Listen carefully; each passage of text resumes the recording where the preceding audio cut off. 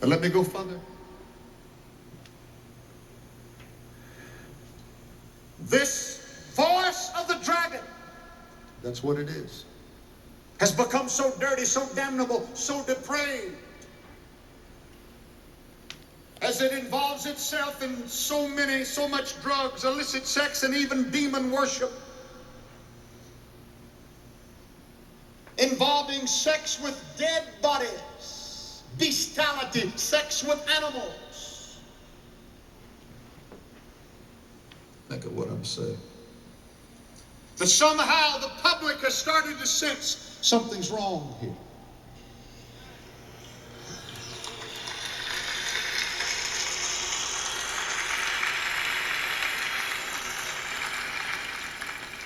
But the devil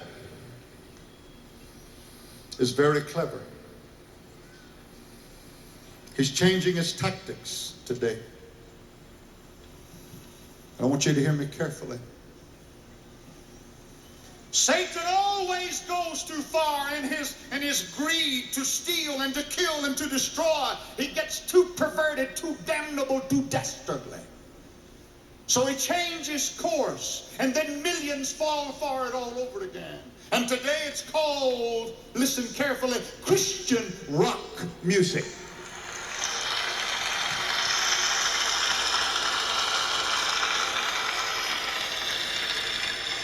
Under the guise of reaching teenagers for the Lord Jesus Christ. And notice, it's more perverted than ever when it pulls God into its perversion.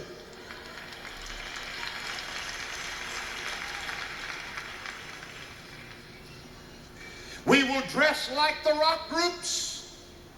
We will set up our stage like the rock groups with the rolling lights and the smoke bombs. It'll look just like a stage performance by the rock bands that I could have named tonight and didn't. We'll write our songs and play our music in a way that it will be difficult to tell the difference.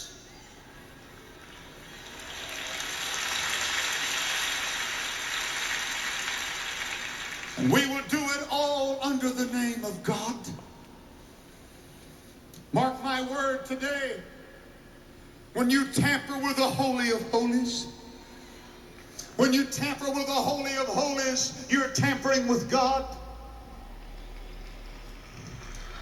You're going to see rank blasphemy in the near future if you don't already see it in so-called Christian circles. Listen to this song. It was written over 200 years ago.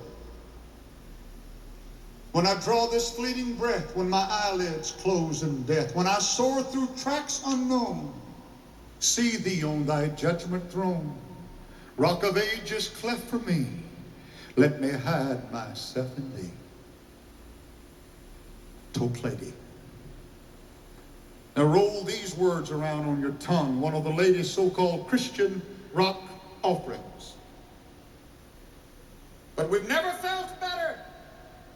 Straight for the sky, baby. Do it or die. Never better, and it's okay to be this way because rock and roll is here to stay. No. This is Christian. Jesus met the devil in the desert, winds did blow. He said, if you be the Son of God, take a rock and make him roll. That's blasphemy, ladies and gentlemen. I'll never stop playing that rock and roll. I've got a message that must be told. He's the rock and he makes me roll. I don't care if I ever make the radio. That's blasphemy. So-called Christian radio stations are blasting out contemporary Christian music that is indistinguishable from worldly rock. The voice of the dragon. Hard rock addicts who tune in accidentally have been known to call in and request particular rock recordings, and they are surprised when they're told it's a Christian station. I sat at the table the other day with two Baptist brethren, and you listen to me what I'm about to tell you. I had to bow my head in shame.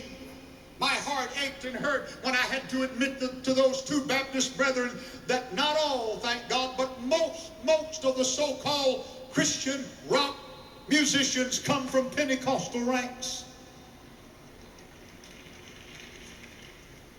That makes it even worse.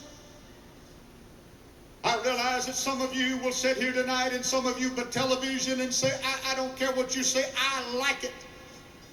I cannot help what you like. It's wrong. It's of the devil. It's of the powers of darkness. It's not of God.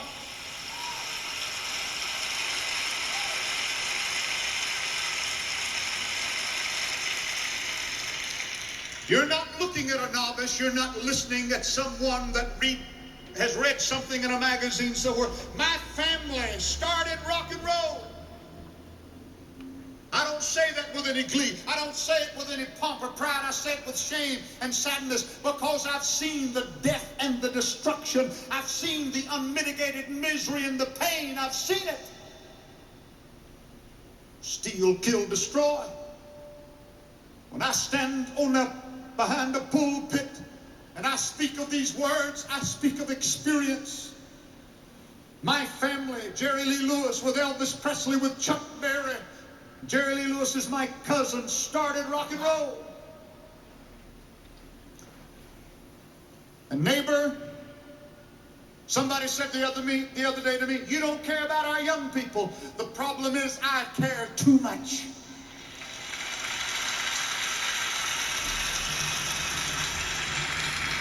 It's the voice of the dragon. Under the guise of Christianity, it produces no better results within the church than it does within the world.